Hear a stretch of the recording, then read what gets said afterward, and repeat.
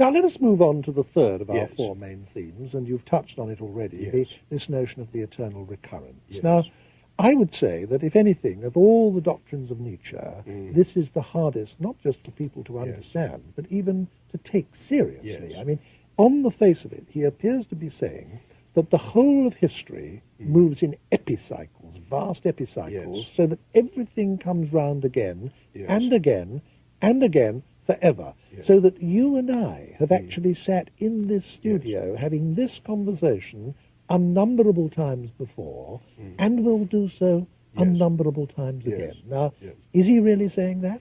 Well, he's really saying that, and he is trying out what might happen if you took that view seriously. And I think we want to say altogether in our whole discussion that a great deal of his thinking is of this experimental kind. And by that I don't mean that it's not serious, I don't mean that it is not responsible, I don't mean that it is trivial, but I do mean that here's somebody who's facing the whole of human thought and is trying to make some sort of shift with almost any area in it, and is trying out again and again different views.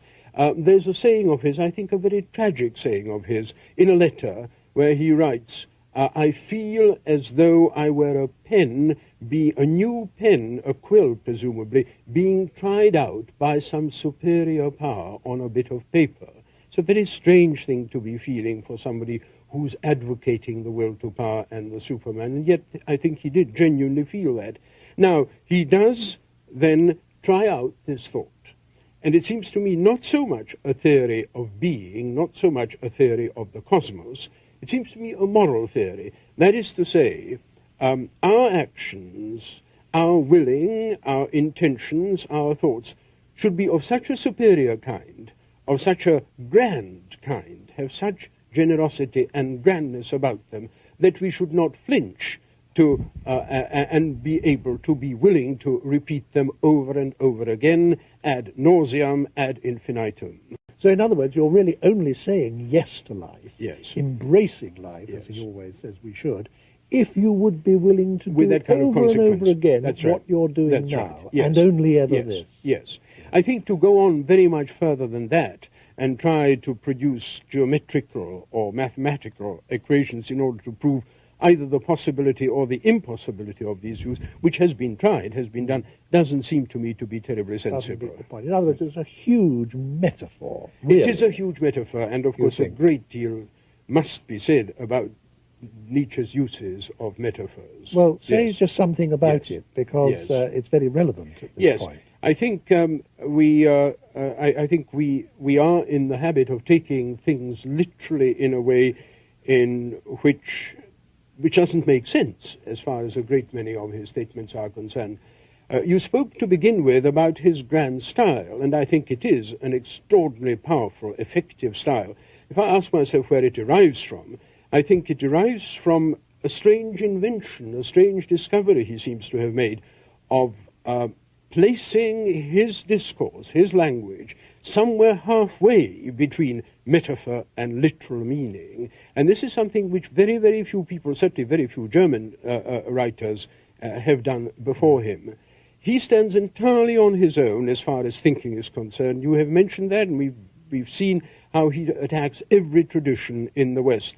Where he does find his precursors is in the style. And Montaigne and Pascal and La Rochefoucauld are his favorite authors, and that whole aphoristic style, I think, derives a tremendous lot from them. And it's not only me saying it, it's himself saying Yes. it. And this style, which is pitched halfway between metaphor and literal statement, is something quite extraordinary, and I think unless we understand it for what it is, we are going to misread him. I have a quotation which I think gives an example of what I have in mind.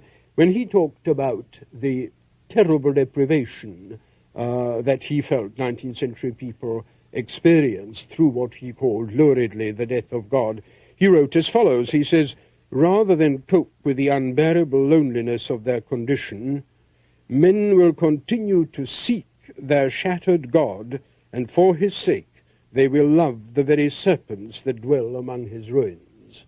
Now you see this mixture of on the one hand, conceptual thinking, I mean loneliness and condition, are abstract terms belonging to conceptual thought. On the other hand, you've got the serpents glistening somewhere through the ruins of the shattered God.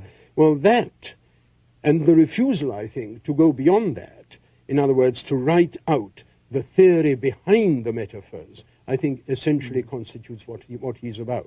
And it does give us, the readers, a problem. This fusion of poetry and metaphor on the one hand with concepts, hard concepts on the other, gives us a problem about how to take him. And that's really implicit in what you've just been saying.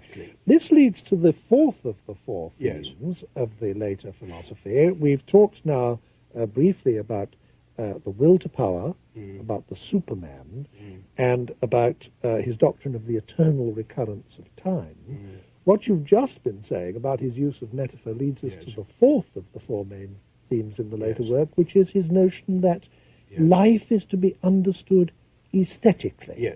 And I suppose the point here is that if there's nothing outside this world, no God, no transcendent realm or anything, then any meaning or justification that life has must be meaning derived from inside itself. So that, like a work of art, I mean, the only meaning a work of art has is what it, so to speak, gives itself. I mean, it doesn't derive its meaning from outside. Is that... well, that certainly is a very fair way of coming close to what he's after. In the very first of his books, The Birth of Tragedy, he uses this phrase 3 times. It's only as an aesthetic phenomenon that the being of man and the world are eternally justified. It's a very complicated sentence, and I don't think I want to go into all the details of it, but what he's saying essentially is this. The greatness of the early Greeks, of the pre-Socratics, lay in their tragedy. Their tragedy was a way of facing the worst aspects of human life, that is, its transitoriness, its impermanence, its corruptness, its dependence upon forces greater than yourself, and to make of these a major tale, a story, a wonderful tragedy. And this he applies in the largest, in the most cosmic possible sense. And he's asking, as indeed I think Shakespeare did occasionally, he's asking, is the whole world really to be taken seriously, or is it not a great game, a great play, some kind of drama played out by we do not know who, and if there is to be a justification, mind you, justification is the phrase he uses, which is a very dicey word to use in this context, because, of course, it's a judicial phrase, isn't it? But if there is a justification for man being here and being what he is, maybe it is simply as part of this huge cosmic drama. And a great deal of his thought, and I think of some of his most interesting and greatest thought, goes precisely into rehearsing and trying to make sense of this aesthetic justification of man.